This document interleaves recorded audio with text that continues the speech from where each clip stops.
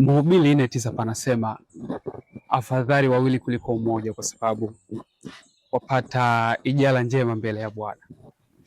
Maana yake nikianguka unaniinua. Ila wewe ndio hivyo. John. Naam.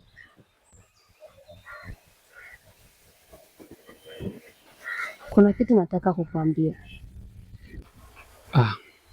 Mbona sauti imebadilika ghafla?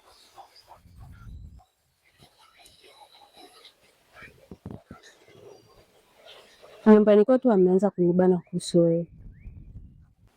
Kwamba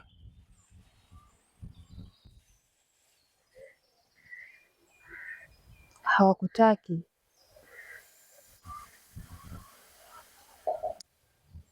Na Methali 13:1 panasema heri asikiaye maagizo ya baba yake.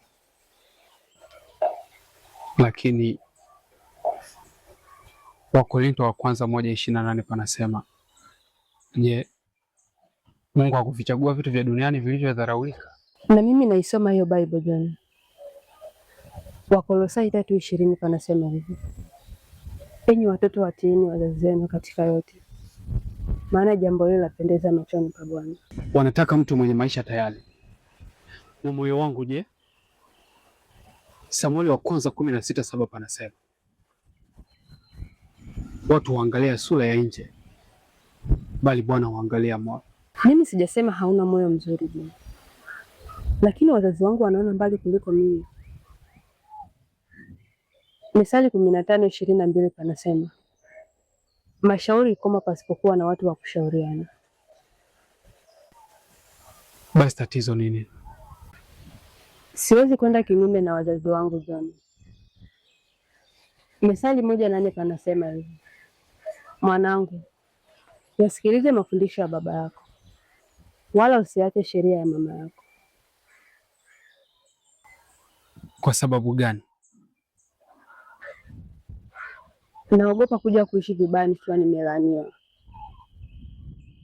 Mithali 20:20 panasema, mwenye kuwadharau wazazi wake, taa yake yazimika katika giza kuu. Kwa hiyo unamaanisha tuachane?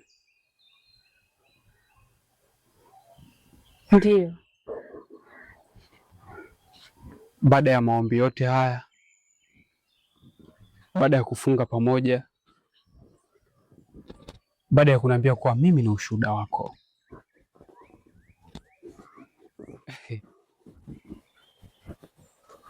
usifanye kuwa ngumu John. Kuna njia ionekanayo kuwa sawa machoni pa mtu, lakini mwisho wake ni njia ya mauti. Mithali 14:12.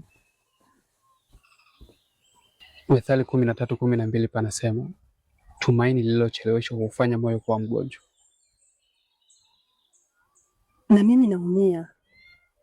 Mhubiri 3:1 panasema hivi, kwa kila jambo na majira yake. Basi pambani ya penzi letu. Siwezi. Luka 16:10 panasema hivi, aliye mwaminifu katika lile dogo atakuwa mwaminifu pia katika lile kubwa. Nikianza maisha kwa kuwaasi wazazi wangu, nitakuwa nani kesho? Salama. Mithali 17:17 panasema,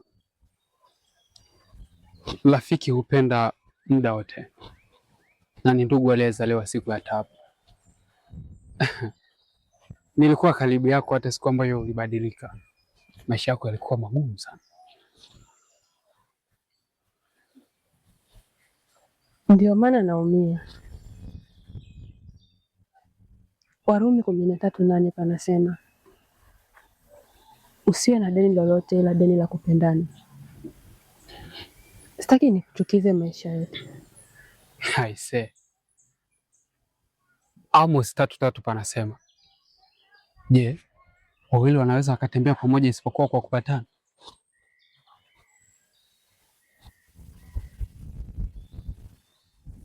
Naomba unisamehe. Mhubiri 7:8 panasema, Heri mwisho wa jambo kuliko mwanzo wake.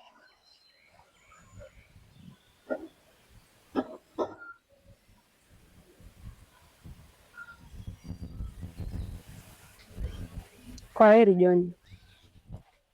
Ayubu 1:21 panasema,